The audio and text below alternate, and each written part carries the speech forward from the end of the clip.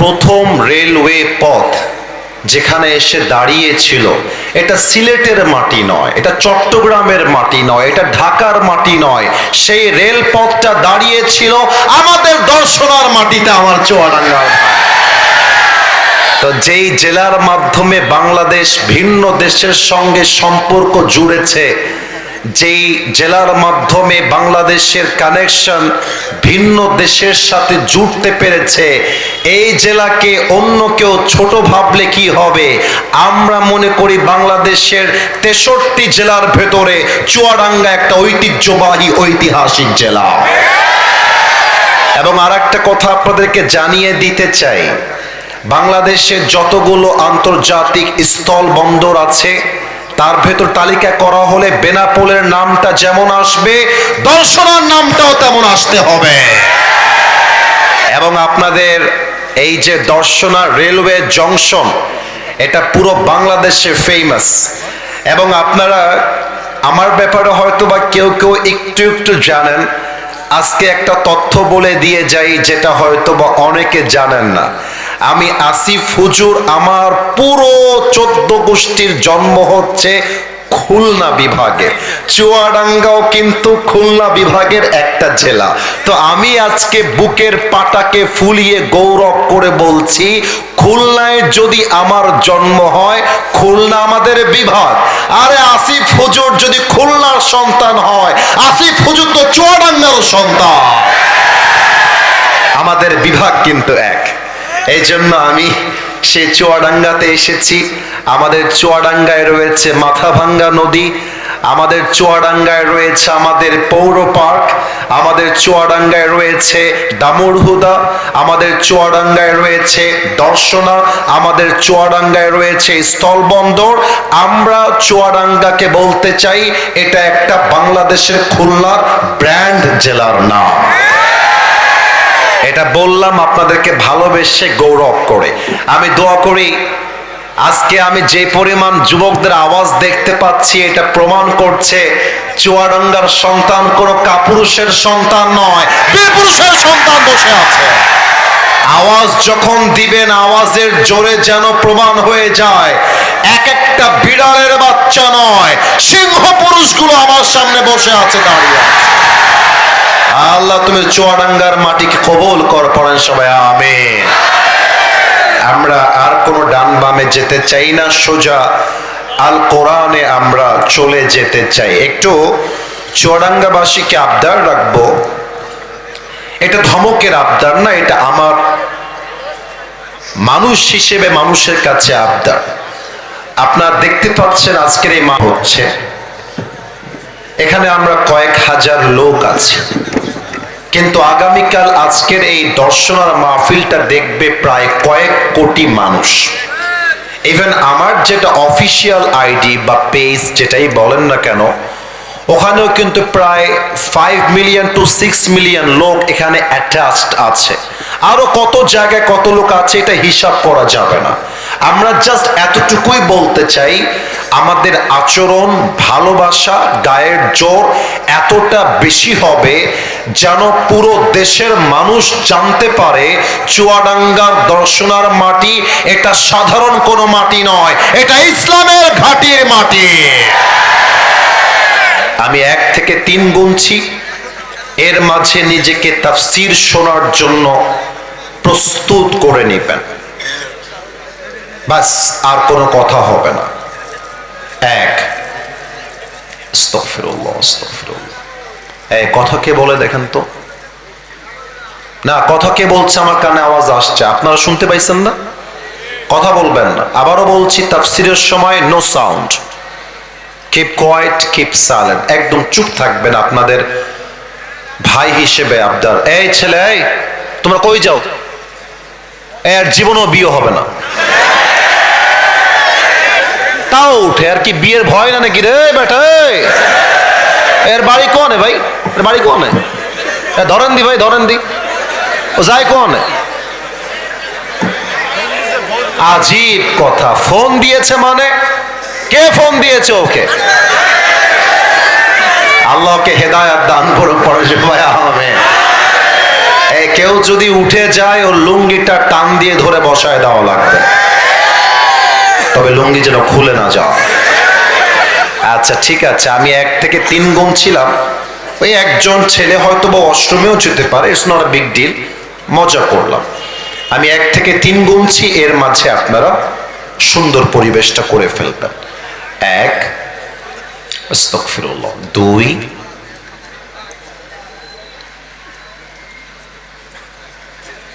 3, মাশাআল্লাহ। প্রিয় দর্শনাবাসী, চুয়াডাঙ্গাবাসী, আজকে আমরা একটা নির্দিষ্ট বিষয়ে আলোচনা করতে চাই। আলোচনার মূল সাবজেক্টটা আগে হাইলাইট করছি, যাতে করে আপনারা অমনোযোগী কোনোভাবে না হতে পারেন। আলোচনার সেন্ট্রাল থিম বা সাবজেক্ট ম্যাটার, মূল আলোচ্য বিষয় হচ্ছে the life of hair after, পরকালের জীবন। জোরে বলতে হবে, দুনিয়ার জীবন না পরকালের জীবন? আওয়াজটা চুয়াডাঙ্গার যেটা চেয়েছিলাম আগের মতো ওই রকম সাউন্ডটা কমে গেছে। ওকে, লেটস ট্রাই अगेन। जो हो गया उसे भूल जाओ, नए से जिंदगी शुरू करो। আমরা আরেকবার ট্রাই করছি, দুনিয়ার জীবন না পরকালের জীবন? দুনিয়ার জীবন না আখিরাতের জীবন? আমি এই মুহূর্তে 3টা প্রশ্ন করব to the people of Chuadanga. আশা রাখবো আপনারা কেউ বেঁধে যাবেন না, জবান খুলে আমাকে উত্তরটা দিবেন, এটা আমার বিশ্বাস। আচ্ছা দর্শনার ভাইরা,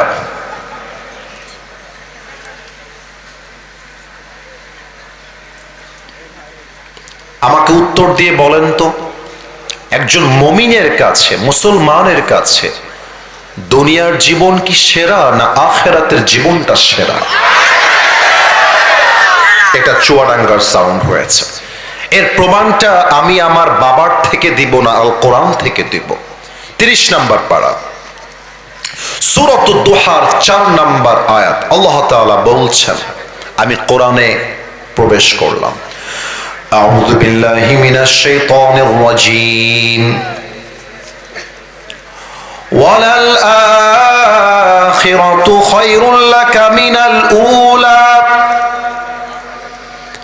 আল্লাহ রাব্বুল আলামিন বলছেন, দুনিয়ার জীবনকে আমি আল্লাহ তাআলা সেরা জীবন করে বানাই নাই, বরং দুনিয়ার জীবনের চাইতে আখিরাতের জীবনকে হাজার হাজার গুণ বেশি উত্তম করে বানিয়েছে এক রব। বলেন সবাই, তিনি কে? The life of hereafter is much more better than this worldly life. আল্লাহ তাআলা বলছেন, এই দুনিয়ার চাইতে আখিরাতের জীবনটা অনেক বেশি সেরা। এই দুনিয়ার জীবনটা সেরা বা উত্তম জীবন নয়। 1 নম্বর পয়েন্ট। সেকেন্ড কোয়েশ্চেন, দ্বিতীয় প্রশ্নের জন্য প্রস্তুত হয়ে যাও। তোমরা 2-1 জন মাঝে মাঝে কথা বলছো, যার আওয়াজ আমার কাছে আসছে। আমি কিন্তু আবারও বলছি, তোমাদের কাউকে আমি ধমক দিতে চাই না।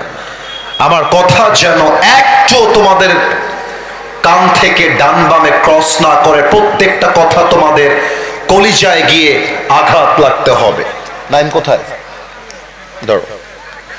এই জন্য 2 নম্বর প্রশ্নে যাচ্ছি, মনোযোগ যেন হারিয়ে না যায়। বলেন তো আমার দিকে তাকিয়ে একটু, আমাকে দেখতে কি আপনাদের দর্শনাবাসীর কাছে মুরব্বী মুরব্বী লাগে না যুবক যুবক লাগে? যুবক যুবকই লাগবে। আমার মনে হয় যে আমার বেশিরভাগ যুবক ভাইয়েরা আমাকে মাইকের জন্য যতই হোক কিন্তু দেখতে পাচ্ছেন। আমি কোনো মুরব্বী না, আমি একজন যুবক। আগামীকাল দিনে আমার মাহফিল আছে, রাতে আমার মাহফিল আছে। আচ্ছা, আমি কি এখানে বসে গ্যারান্টি দিয়ে বলতে পারবো যে আগামীকালকের মাহফিল আমি আসিফ হুজুর জীবিত হয়ে ধরতে পারবো? এত আস্তে বললেন কেন? গ্যারান্টি আছে? যাদের বাসা দর্শনার ভেতরে, কেউ কি বলতে পারবেন যে এই মাহফিল করে আপনি বাসায় জীবিত যাবেন? এই গ্যারান্টি আপনার কাছে আছে? আছে আছে আছে। আল্লাহ রাব্বুল আলামিন বলছেন, লিকুল্লি উম্মাতিন আজাল ইযা জাআ আজালুহুম ফালা ইস্তাখিরুনা সাআতান ওয়ালা ইস্তাকদিমুন। আল্লাহ বলছেন প্রত্যেকটা উম্মতের জন্য আমি আল্লাহ রাব্বুল আলামিন একটা নির্দিষ্ট সময় সীমা বেঁধে দিয়েছি। সময় যখন চলে আসবে, এক মুহূর্ত আগেও হবে না, এক মুহূর্ত পরেও হবে না, রাইট টাইমে মালাকুল মউতকে পাঠিয়ে দিবে একজন, তিনি কে? আপনারা কি বগুড়া জেলা একটা নাম আছে, নাম শুনেছেন বগুড়া? মাশাআল্লাহ। নওগাঁ নামে একটা জেলা আছে, নাম শুনেছেন কেউ কেউ? বগুড়া এবং নওগাঁ দুইটা পাশাপাশি একটা জেলা। আমার মাহফিল ছিল বগুড়াতে। বগুড়ায় মাহফিল করে আমি যাচ্ছিলাম রাজশাহীর দিকে, আমার মাঝখানে পড়েছে নওগাঁ জেলা। আমার ডান হাতের দিকে একটু সবাই খেয়াল করবেন, আমার ডান হাতের দিকে হাত তুলতে হবে না। আমাদের যে বিশ্ব রোড গুলো আছে, highway road, bypass road, whatever, রাস্তার উপরে বিট থাকে, স্পিড ব্রেকার থাকে, থাকে না ভাইজান? স্পিড ব্রেকার উঁচা উঁচা বা অনেক সময় ঢেউ ঢেউ দেওয়া। আপনারা খেয়াল করবেন, স্পিড ব্রেকারের কাছে গাড়ি যদি আপনি ব্রেক না করেন, গাড়িটা উল্টায় যেতে পারে স্পিড ব্রেকারে ধাক্কা লাগলে। তো আমাদের ড্রাইভার সাহেব রাত বাজে 1 থেকে 2টা উনি গাড়ি চালাচ্ছিলেন, কিন্তু সামনে যে স্পিড ব্রেকার আছে উনি খেয়াল করেন নাই। গাড়ি ছিল 100-তে কিংবা 105-এ, খুব স্পিডে গাড়ি চলতেছে। উনি সামনে যখন স্পিড ব্রেকার রাতের অন্ধকারে দেখতে পেরেছেন, ঠাস করে ব্রেক দিয়েছেন। আর এত জোরে ব্রেকটা আঘাত লেগেছে, আমার সিট থেকে একটা আঘাতে আমার এখনো মনে পড়ে, আমি উঁচুতে উঠে গেছি, আমার মাথাটা গাড়ির ছাদে লেগে যাবে, এতটা উঁচুতে আমি উঠে গেছি ব্রেকের চাপে। আর গাড়িটাও এক লাফে কেমনটা যেন উড়ে যাওয়া যাওয়া ভাব, এতটা উঁচুতে উঠে গেছে। আমার একটা মুহূর্তের জন্য ফিল হয়েছে যে লা ইলাহা ইল্লাল্লাহ মুহাম্মাদুর রাসূলুল্লাহ। মনে হয়েছে এই তো আসিফ হুজুর শেষ, হয়তো এখনই আমার জীবনটা শেষ হয়ে যাবে। কিন্তু আল্লাহর কি খেলা, গাড়িটা রোড থেকে বাহিরে গিয়ে পড়ে নাই, রোডের উপরে পড়েছে। কিন্তু সেই দিন যদি গাড়িটা উল্টে গিয়ে পানিতে পড়তো, আমার দমটা বন্ধ হয়ে আমি মারা যেতাম। প্রত্যেকটা মানুষ এসে আমার লাশটা তুলতো গোসল দেওয়ার জন্য। আমার দেহে আজকে কত দামি দামি জামা, দামি ওয়েস্টকোট, দামি ঘড়ি, দামি জুব্বা, দামি টুপি, দামি চশমা, এই সব কিছুকে খুলে আমাকে 3.5 হাত মাটির কবরে সাদা কাফনের কাপড়ে প্যাকেট করে শোয়ায় দেওয়া হতো। আর এটাই তো দুনিয়ার জীবনের চাকচিক্যতার বাস্তবতা, ঠিক কিনা বলেন সবাই আপনারা? রূপেরই গৌরবে সাজিয়াছো সাজ,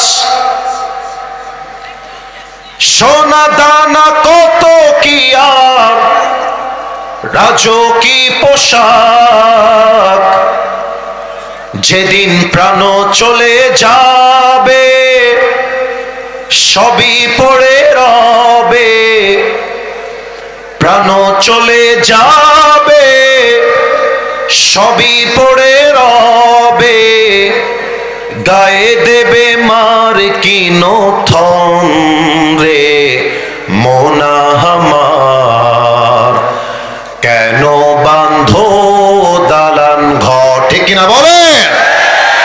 জাস্ট একটা কলি যদি আপনারা দর্শনাবাসী পারেন, আমার সাথে গান, পুরো দেশ আমাদের এই গানটা আগামীকাল শুনবে, একটা কলি আমার সাথে গাইবেন, আমার কোনো চাওয়া পাওয়া নেই। একসাথে, একদিন মাটির ভেতরে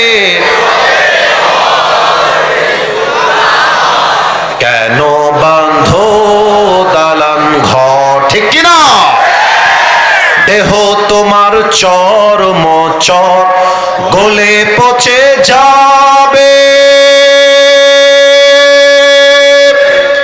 শিরার উপর শিরাগুলি ছিন্ন ভিন্ন হবে, মন্ডু মিরুদন সবই হবে খণ্ড খণ্ড, মন্দ মেরুদণ্ড, সবই হবে খণ্ড খণ্ড, পড়ে রবে মাটির উপরে।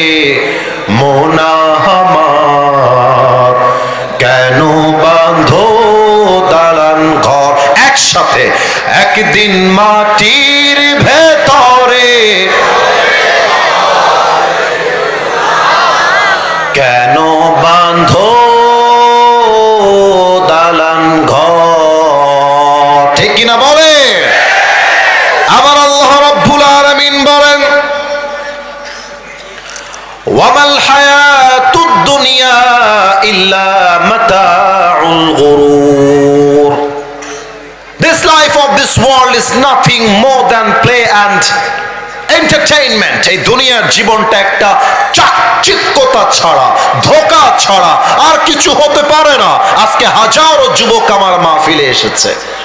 আমার একটা তাবলীগের জামাতের সাথে সম্পর্ক ছিল। আমি মসজিদ থেকে তাবলীগের দাওয়াতের জন্য একদিন বিকাল বেলা বের হয়েছিলাম 3 দিনের জন্য। এই ছেলে, এই আচ্ছা, ডানে কেউ কেউ কথা বলছেন। আমি বারবার বললাম, ভাইজান কোটি কোটি মানুষ দেখবে তো, আমাদের দর্শনের বদনামটা আমি চাই না। আমি তো 1 ঘন্টার মেহমান ওয়াজ করে go back to another programme, কিন্তু এটা আপলোড হলে আপনাদের বদনাম হয়, এই জন্য কথা না বলি। আমার ওই কথাটা এখনো কলিজায় গেঁথে আছে, তাই আমি আয়াতটা তেলাওয়াত করার পরেই মনে পড়ে গেল। আপনারা যারা মাদ্রাসায় পড়েছেন কিংবা স্কুলে পড়েছেন কিংবা যারা মসজিদে তাবলীগ জামাতকে দেখেছেন, দেখবেন আসরের নামাজের পরে সবাই বাহিরে দাওয়াত দেওয়ার জন্য বের হয়। আমি কি কথা ভুল বললাম না ঠিক বললাম ভাইজান? তো আমি তখন এতটা ফেমাস ছিলাম না, কিংবা আমাকে কেউ চিনতো না, সত্য কথা। তো আমি যখন দাওয়াত দেওয়ার জন্য রাস্তায় বের হলাম, বিশাল বড় একটা মাঠ, যুবকরা ফুটবল খেলতেছিল।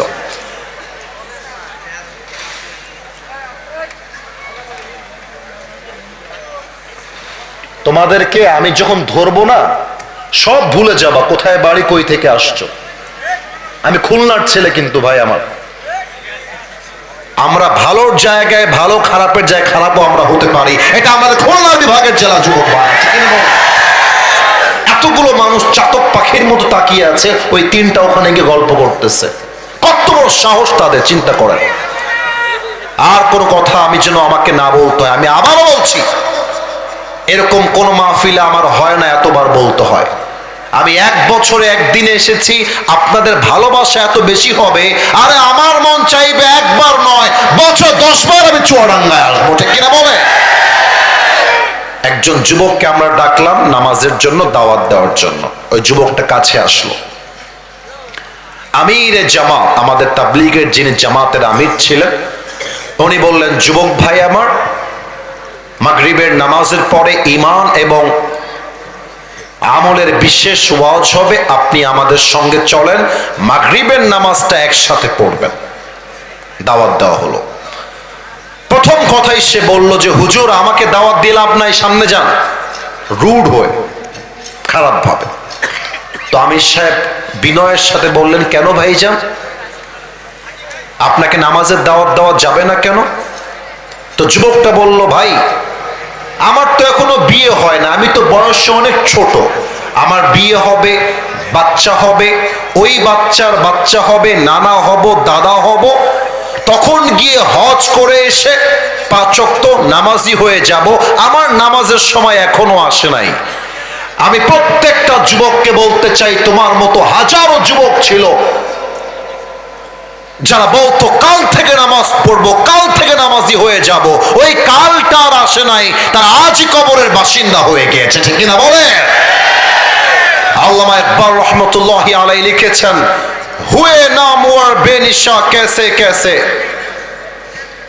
ये जमी खा गई नौजवा कैसे कैसे, ये जगह जी लगाने की दुनिया नहीं है, ये इबरत की जा है तमाशा नहीं है, तुझे पहले बचपन ने बरसों खिलाया, जवानी ने फिर तुझको मजनू बनाया, अचल तेरा कर देगी बिल्कुल सफाया। मेरे दोस्त, ये जगह जी लगाने की दुनिया नहीं है, ये इबारत की जा है, तमाशा नहीं है। এই দুনিয়ার জীবনটা চাকচিক্যতার ধোঁকা ছাড়া আর কিছুই হতে পারে না, ঠিক কিনা বলেন সবাই আপনারা? এবার আমি আমার চোখটা খুললাম, চশমাটা খুললাম। আমি চাই আপনারা সবাই এই চোখটা আমার সাথে 5 সেকেন্ডের জন্য সবাই বন্ধ করবেন। এখনই না, একটু থামেন, আমি বলে দিই চোখটা কেন বন্ধ হবে। ক্যামেরাম্যান ভাইরা, আপনারা অতি প্রয়োজন ছাড়া উঠবেন না, আমার যুবকদের দেখতে আমাকে সমস্যা হচ্ছে, ঠিক আছে? প্রয়োজন ছাড়া উঠবেন না। এই চোখটা বন্ধ করে দুইটা কথা ভাববেন। 1 নাম্বার, চোখ বন্ধ করে ভাববেন আগামীকাল দর্শনার এই মাঠে ফজরের নামাজের পরে আপনার জানাজা হবে। আচ্ছা, আমি যে বললাম কথাটা, এটা কি খুব অবাস্তব কথা বলেছি? যে কারো জানাজা কালকে এই মাঠে হতে পারে না, পারে না, পারে না? ভাববেন যে কালকে জানাজা আপনার হবে এই মাঠে। 2 নাম্বার কথা, চোখটা বন্ধ করে ভাববেন আপনি 3.5 হাত মাটির কবরে সাদা কাফনের কাপড়ে প্যাকেট হয়ে শুয়ে আছেন। আমি চোখটা বন্ধ করছি, আশা রাখবো চুয়াডাঙ্গাবাসী, দর্শনাবাসী আমার সঙ্গে চোখটা বন্ধ করে ফেলবে। এভরিবডি ক্লোজ ইউর আইস, চোখটা বন্ধ করেন। আমার মায়েরা, বোনেরা, যদি আপনারা সত্যি কোরআনকে ভালোবাসেন, আসিফ হুজুরকে সম্মান করেন, আমার আবদার অনুযায়ী চোখটা বন্ধ করে ফেলেন সবার। আমি কাউকে আর দেখতে পাচ্ছি না, এখন আমি বিশ্বাস করব দর্শনাবাসী আমার বিশ্বাসটা ভাঙবে না, এটা আমার বিশ্বাস। চোখ যদি বন্ধ হয়ে যায়, মাথাটা হালকা নিচু করবেন, মাথাটা। আমি কাউকে দেখতে পাচ্ছি না, বাট আমার বিশ্বাস সবার মাথা নিচু চলে গেছে, এটা আমার বিশ্বাস। আমিও আমার মাথাটা নিচু করলাম। আমি 1 থেকে 5 গুনছি, সকলেই ভাববেন আপনি লাশ হয়ে কবরে শুয়ে আছেন। 1, আস্তাগফিরুল্লাহ, আস্তাগফিরুল্লাহ, আস্তাগফিরুল্লাহ। 2, 3, 4, আস্তাগফিরুল্লাহ, 5।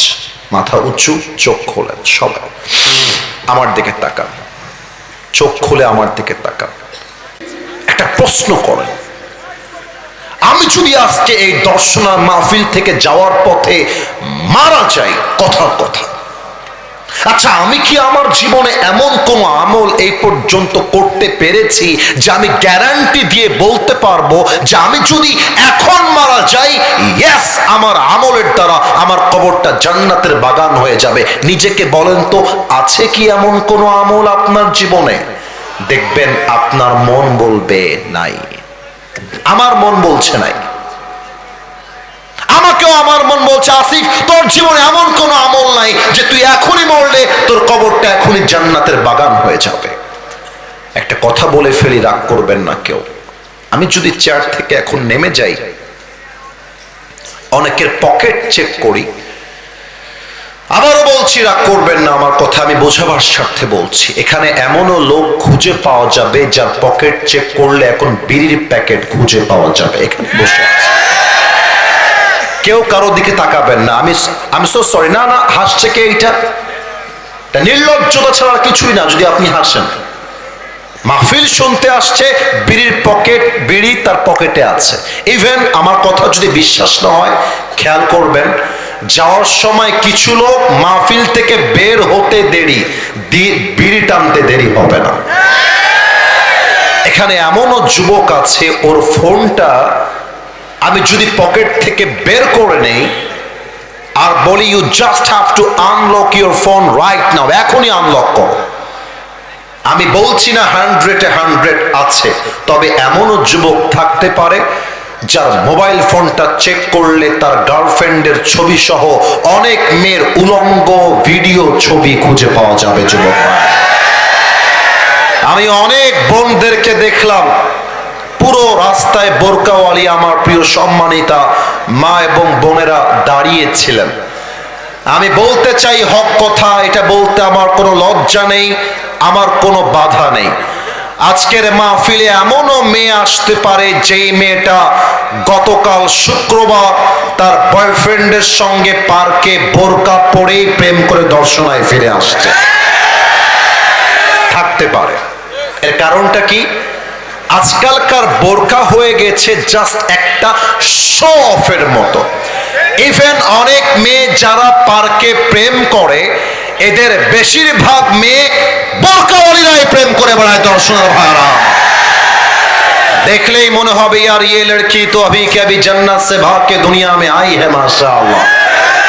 কিন্তু মেয়েরা যখন পার্কে বোরকা পরে প্রেম করে বেড়ায়, আমার বলতে মনে চায় উপরে ফিটফাট, ভেতরে পুরোটাই সদরঘা। এই জন্য যুবকদেরকে আবদার রাখবো, মুরব্বীদেরকে আবদার রাখবো, আপনি যদি একজন স্বামী হন, আপনার বউকে বলে দিবেন তুমি যদি আমার থেকে তালাক খেতে না চাও, বাহিরে বেপর্দায় বের হওয়া যাবে না। আরে আমি যদি আমার মেয়েকে বলতে পারি তুমি আমার বাড়ি থেকে বেপর্দায় বের হলে তোমাকে আমি ত্যায্য করে দিব, আমার মেয়ের চুল পরিমাণ ক্ষমতা নাই বাহিরে বটপর্দা ছাড়া বের হবে। যুবক, আজকালকার বেশিরভাগ মেয়েদের চরিত্র খারাপ হয়েছে, তার পেছনে সর্বপ্রথম তার মায়েরাই দায়ী। এই তোমরা বলো, আমি কি কথা ভুল বললাম না ঠিক বললাম? আমি যদি আমার মেয়ের মা হয়ে বলতে পারি যে মা তুই বিয়ে করবি চরিত্রবান ছেলেকে, আমার মেয়ে কখনো গাঞ্জাখোর পছন্দ করতে পারবে না।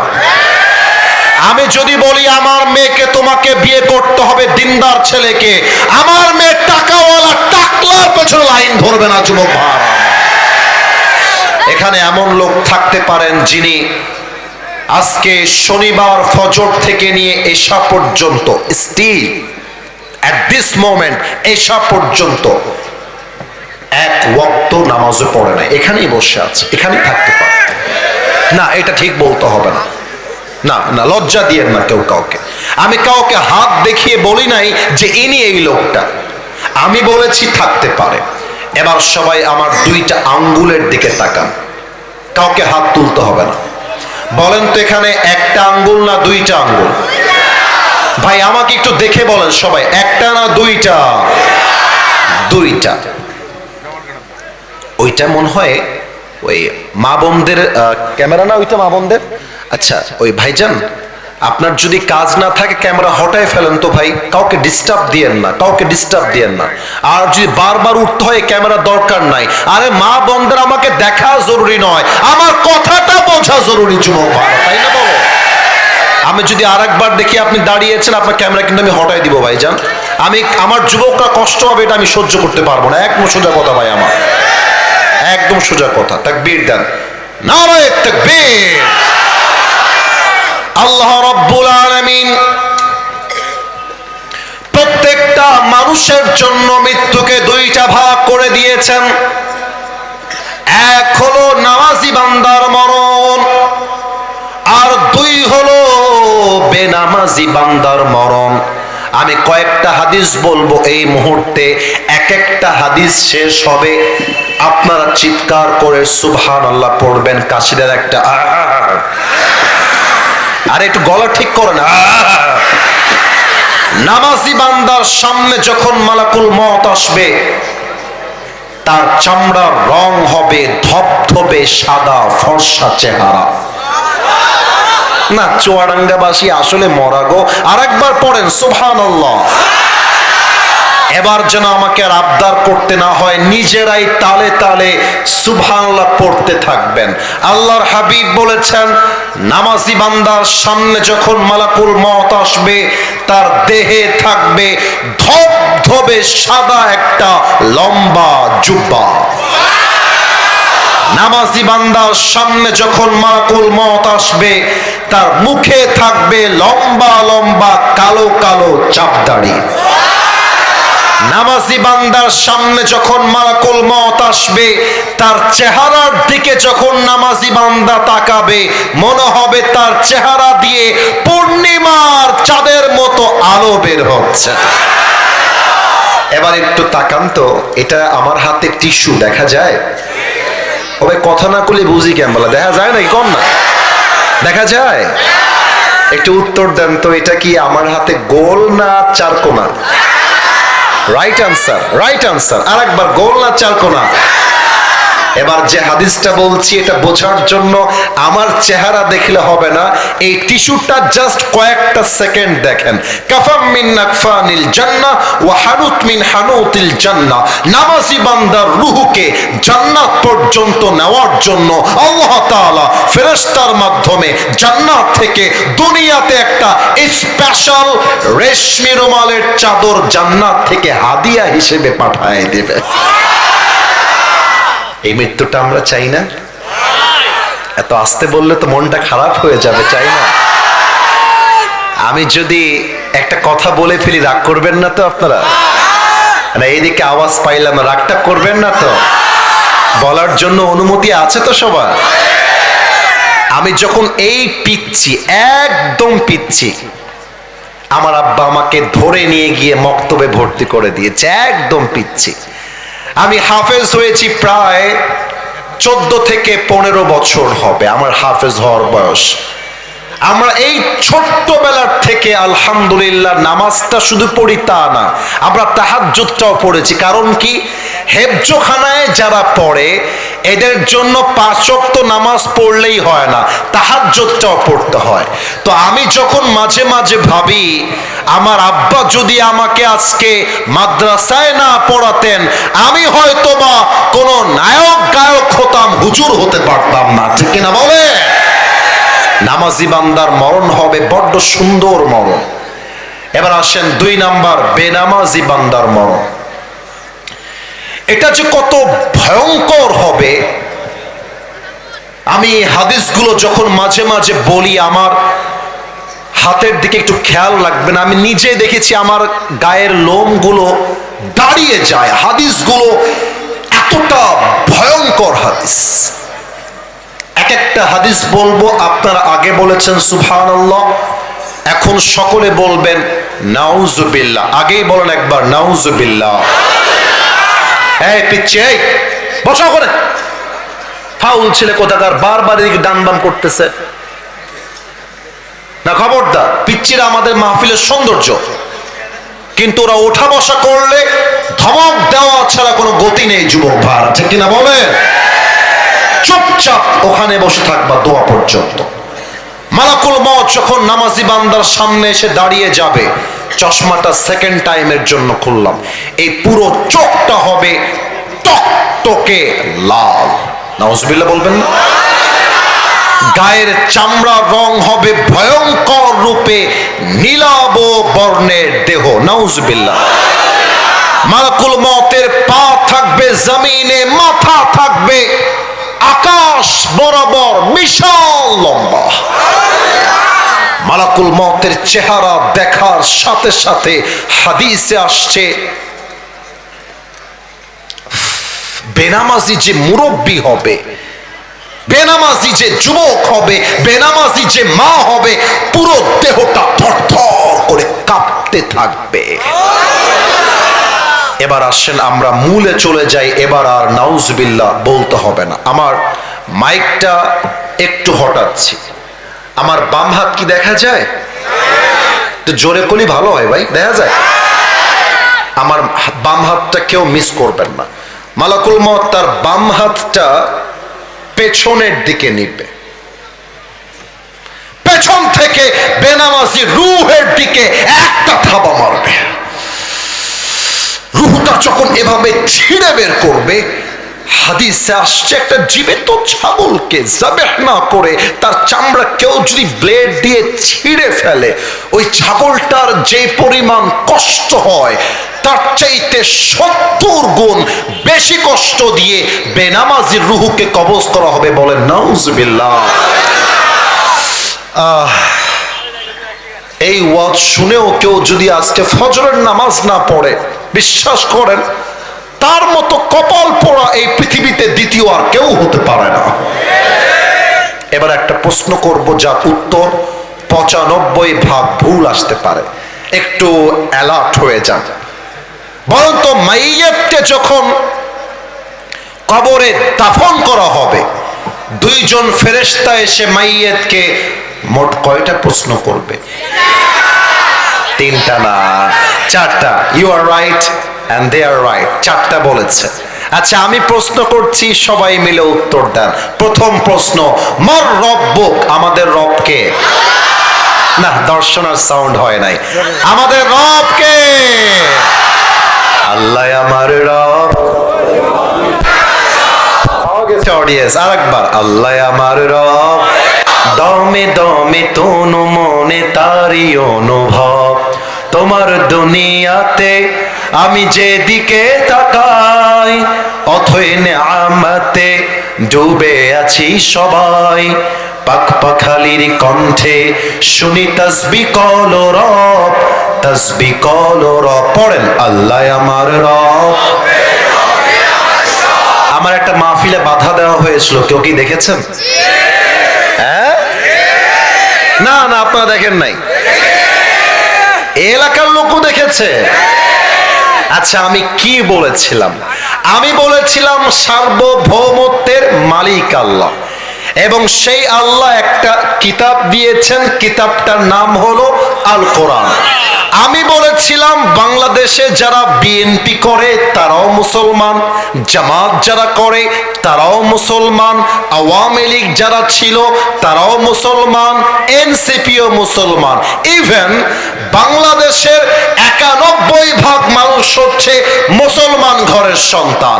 আমি বলেছিলাম যদি আমরা আল্লাহর বান্দা হই, আমাদের কিতাবটা আল কোরআন হয়, তাহলে আগামীর পার্লামেন্ট চলবে মানুষের বানানো আইন দিয়ে নয়, আগামীর পার্লামেন্ট চলবে ব্রিটিশ কোনো আইন দিয়ে নয়, আগামীর পার্লামেন্ট চলবে গণতান্ত্রিক আইন দিয়ে নয়, আর আগামীর পার্লামেন্ট চলবে আল্লাহর কোরআনের সংবিধান দিয়ে। আমার চুয়াডাঙ্গা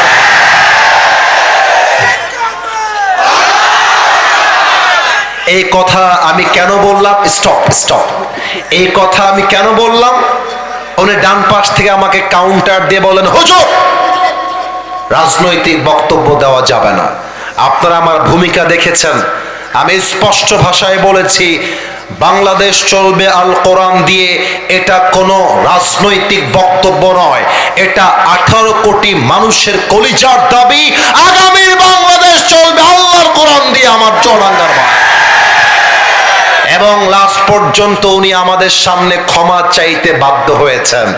অতএব যারা বলবেন রব আমার আল্লাহ, খালি আল্লাহ আমার রব বললেই হবে না, এই জমিনটা যেহেতু আল্লাহ, আইন চলবে আল্লাহর আইন, মানুষের বানানো আইন নয়। এবার আমার দিকে তাকান তো, এইটা আমার মুখে কি ধরে ফেলেছে? আমাকে দাড়িতে একটু সম্মানের ব্যাপার আছে এখানে। হ্যাঁ, আমাকে দাড়িতে কি আনস্মার্ট লাগতেছে? আমার ভাইজানের দাড়ি আছে, আমার আব্বাজানের আছে, আমার আব্বাজানেরও আছে। আমি বলতে বাধ্য হচ্ছি, কিছু মেয়েদের দাড়িওয়ালা দেখলে গায়ের মধ্যে চুলকানি শুরু হয়ে যায়। আমি অবাক হয়ে যাই, একটা ছেলে বিয়ের জন্য পাত্রী দেখতে গেছে মেয়ের বাড়িতে। না বলা যাবে না, রাগ করবে না, না থাক। এখন বিয়ের জন্য কথাবার্তা মোটামুটি ফাইনাল, মেয়ে রাজি, মেয়ের বাবা মা সবাই রাজি। এখন যুবকটা যখন বাড়ি থেকে বের হয়ে যাবে, মেয়েটা পেছন থেকে ডাক দিয়ে বলছে, ভাইয়া একটু কথা বলা যাবে? এই মেয়ের এরকম ঢং করে না? দেখবা বয়স হয়েছে 35 বা 30 বা 25, এমন একটা ভাব মনে হবে যে ভাজা মাছটা উল্টায় খাইতে পারে না। খালি বিয়ে করে ঘরে তুলবা, দেখবা রাজরানী নয় কাল লাগিনি বিয়ে করে বাড়িতে নিয়ে আসছে। তো যুবকটা বলছে, আরে ইয়ার সব কুছ তো ঠিকঠাক হি থা, লেকিন আচানক ক্যা হো গয়া? ব্যাপার কি? সবই তো ঠিকঠাক ছিল। এখন যুবকটা সাইডে আসছে না, আমি হাসির জন্য বলছি না, একটু পরে বুঝবেন আমি কেনই কথা বলতেছি। তো মেয়েটা বলতেছে, আমি আপনার সঙ্গে আলাদা কথা বলবো, এখানে কেউ থাকা যাবে না। তো যুবকটা বলছে, যেহেতু আমি ইসলামী শরীয়তকে মানি, আমি আপনার সঙ্গে আলাদা কোনো রুমে যেতে পারবো না, বাট সাইডে যেতে পারি, আমার আব্বা আম্মা ওই পাশে থাকবে। মেয়েটা বলছে ওকে, দ্যাটস ফাইন, চলবে, সমস্যা নাই। তো এবং মেয়েটা এবং ছেলেটা দেওয়ালের কাছে আসছে। তো মেয়েটা যুবকটাকে বলছে, দেখেন আপনার সব কিছু আমার পছন্দ হয়েছে, একটা জায়গায় আমার ঘোর আপত্তি আছে। যুবকটা বলছে কি প্রবলেম আমাকে বলেন, আমি সলিউশন দিব। মেয়েটা বলতেছে, দেখেন আপনার মুখের যে দাড়িটা আছে, আমাকে বিয়ে করতে চাইলে এটা ক্লিন শেভ করে ফেলতে হবে। এটা তো মুসলমানদের নাউজুবিল্লাহ হইতে পারে না, জোরে বলেন নাউজুবিল্লাহ মিয়া। যুবকের মাইন্ড স্ট্রাইক করছে, আরে আজীব কথা, এটা আমার নবীর সুন্নতের দাড়ি।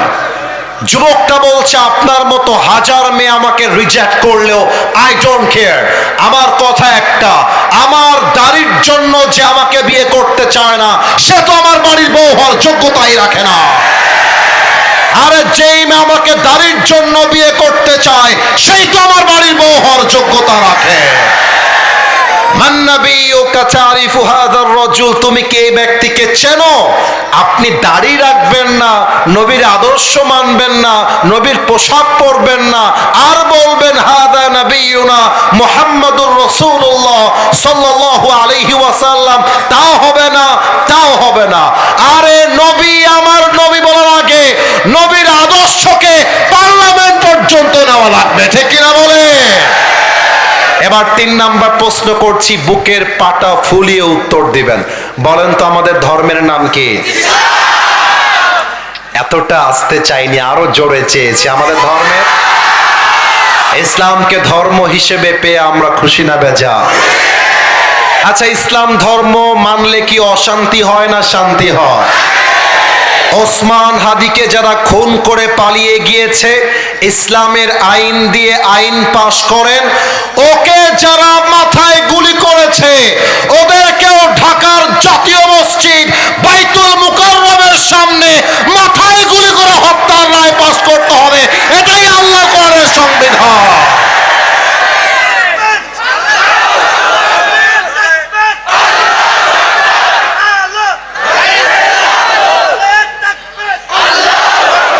এই তাকবীরে হবে না, আমি তাকবীর দিব নতুন ভাবে। দেওয়া যাবে?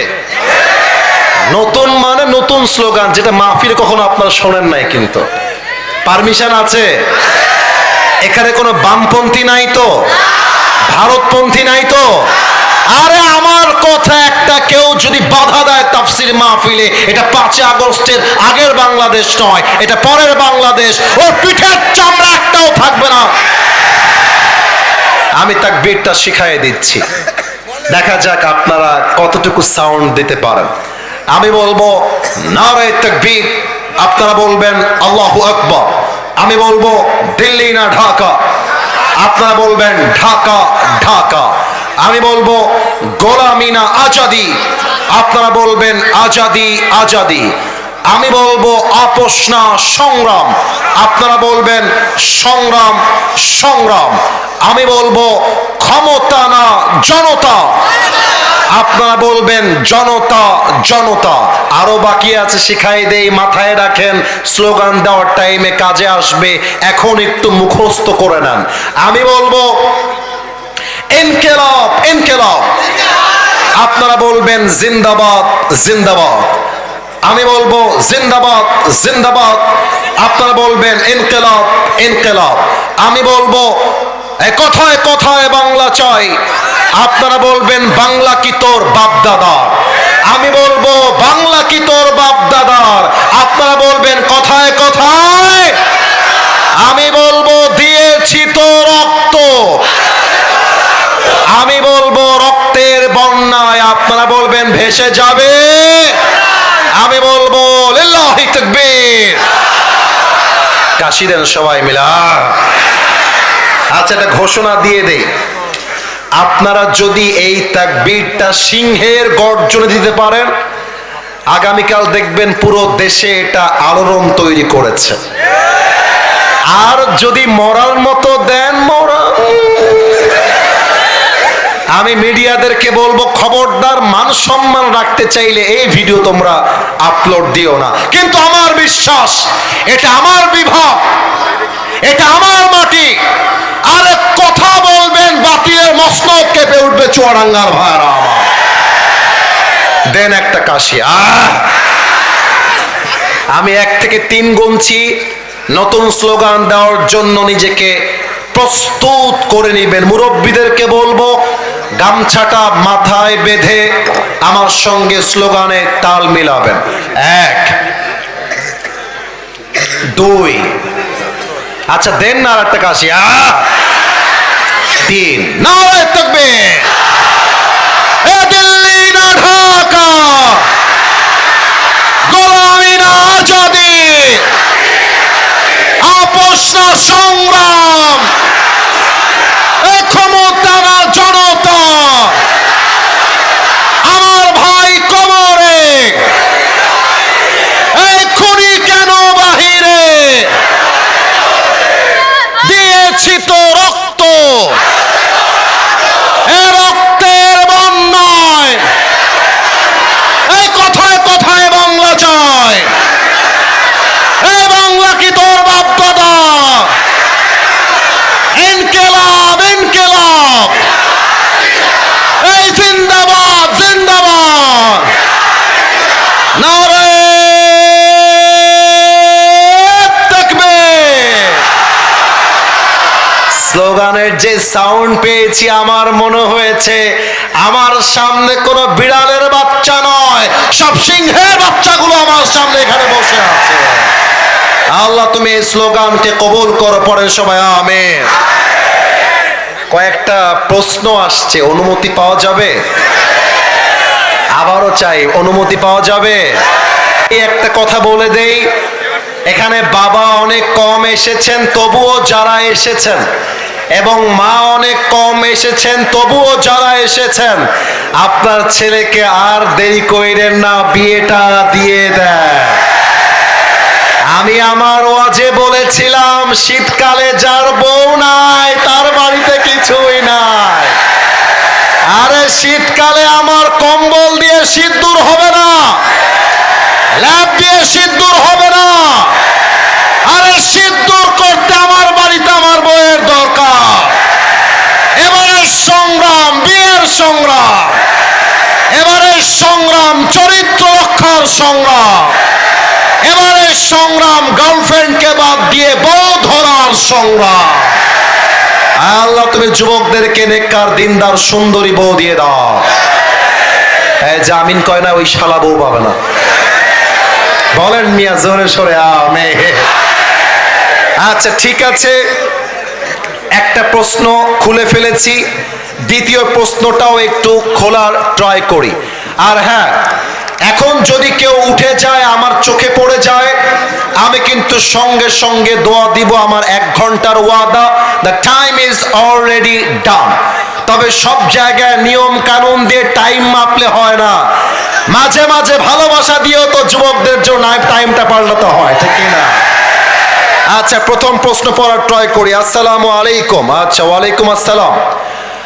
প্রাণ প্রিয় ভালোবাসার হুজুর, আশা করি ভালো আছেন, কিন্তু আমি ভালো নেই। কে রে? আচ্ছা, আপনি বলে থাকেন যাকে ভালোবাসো তাকেই বিয়ে করো। আমি নাউজুবিল্লাহি মিন যালিক। না, এটা একটা না, এটা একটা মেয়ের পাঠানো চিঠি। হ্যাঁ না না, এটা এটা এখানে মিডিয়া আছে না ভাইজান, বলেন।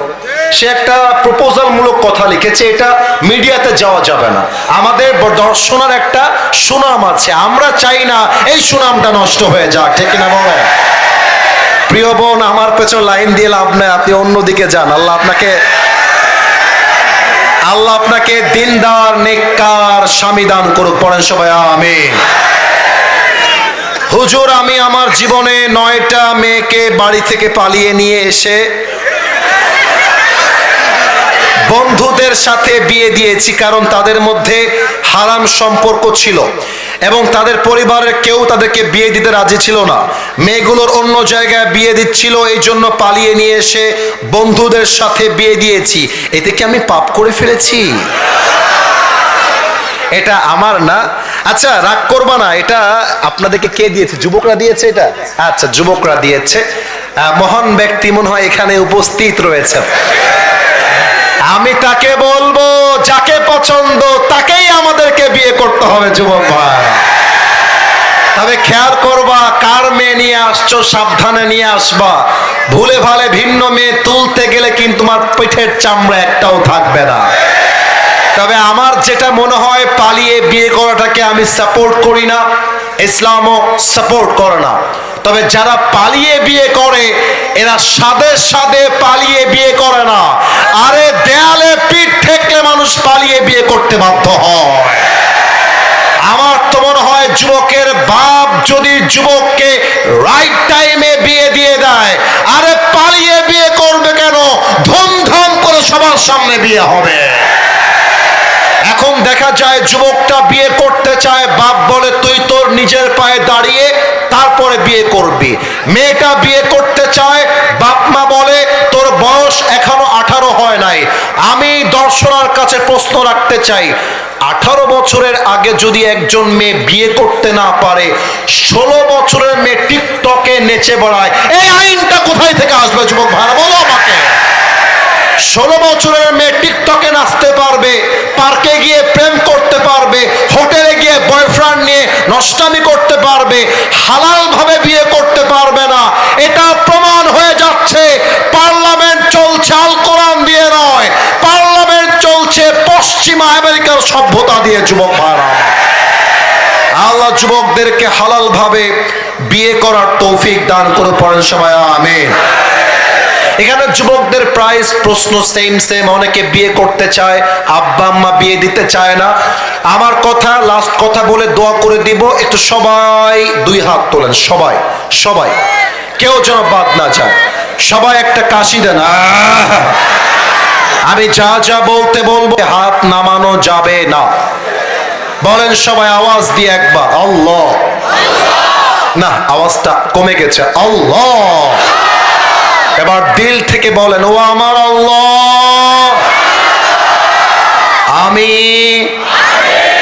তোমার। এই কাউসার, গাড়িটা এই পাশে নিয়ে আসে, এই পাশে রোড আছে কিন্তু, এটা রোড। বলেন আরেকবার, আমি তোমার শাহী দরবারে দিল থেকে তওবা করছি। এদিকে কত আওয়াজ রে বাবা, আপনাদের আওয়াজ কম পেলাম কেন? তওবা করছি। আল্লাহ, তুমি আমার জীবনের সব গুনাহ মাফ করে দাও। একটু জবান খুলে বলেন তো আমি। আর একটু জোরে বলেন তো আমি। 2 নাম্বার ওয়াদা, বলেন আল্লাহ, ও আমার আল্লাহ,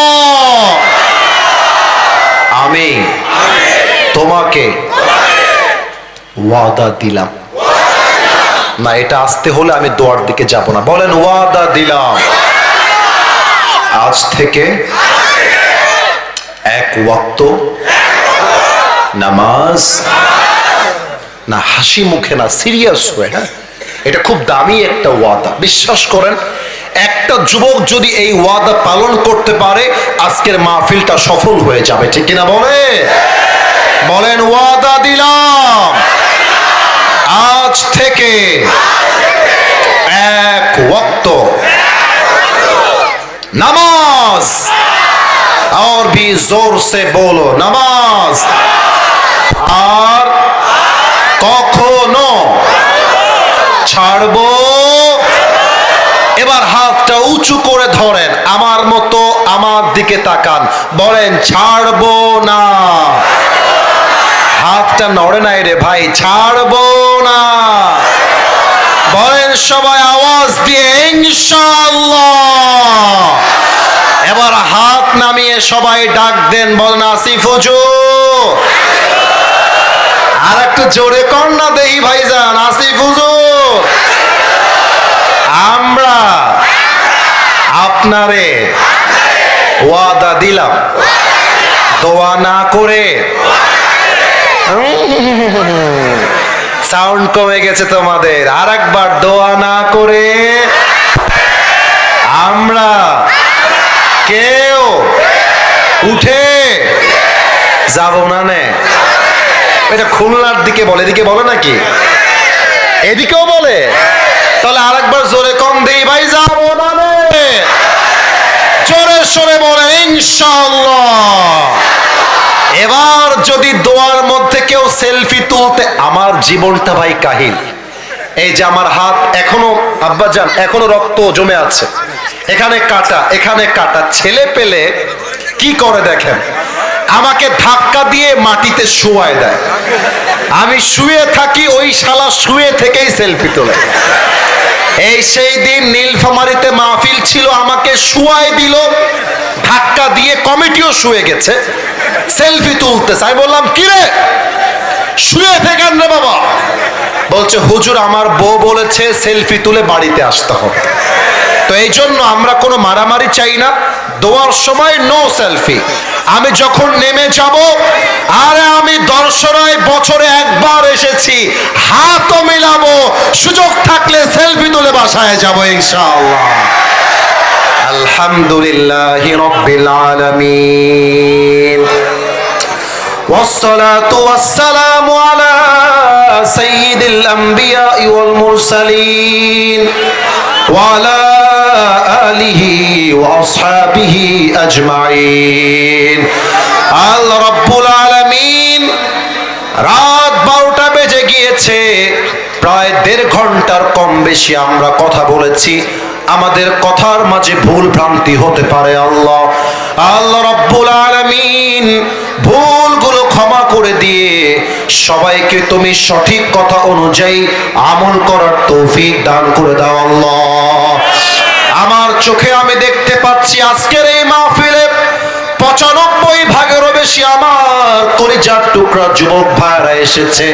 মাত্র 3-4 জন ছাড়া সবাই চাতক পাখির মতো দাঁড়িয়ে আছে, বসে আছে। আল্লাহ আমি তোমার শাহী দরবারে দিল থেকে দোয়া করছি, আল্লাহ সমস্ত যুবককে তুমি হালাল ভাবে বিয়ে করার তৌফিক দান করে দাও আল্লাহ। যে যুবকরা বিয়ে করতে যেও বারবার ব্যর্থ হচ্ছে, সবার জন্য তুমি বিয়ের রাস্তাকে সহজ করে দাও আল্লাহ। আমাদের পক্ষ হতে যাদের জনম দুঃখিনী আম্মা জান, জনম দুঃখী আব্বা জান বিদায় নিয়ে অন্ধকার কবরে চলে গিয়েছে, আল্লাহ দয়া করে মেহেরবানি করে সকলের কবরটাকে তুমি জান্নাতের বাগান হিসেবে কবুল এবং মঞ্জুর করে নাও আল্লাহ। আল্লাহ রাব্বুল আলামিন, এই মানুষগুলো ঠান্ডার ভেতরে, রাত প্রায় 12টা বেজে পার হয়ে গিয়েছে, এত লম্বা সময় বসে আছে টাকার জন্য নয়, বিরিয়ানির জন্য নয়, একমাত্র তোমার নবীর ভালোবাসা, একমাত্র তোমার রাসূলের ভালোবাসা। আল্লাহ রাব্বুল আলামিন দয়া করে মেহেরবানি করে আজ যেমন আমাদেরকে কবুল করেছো, মৃত্যুর পরে আমাদের সবাইকে তুমি জান্নাতুল ফেরদাউসেও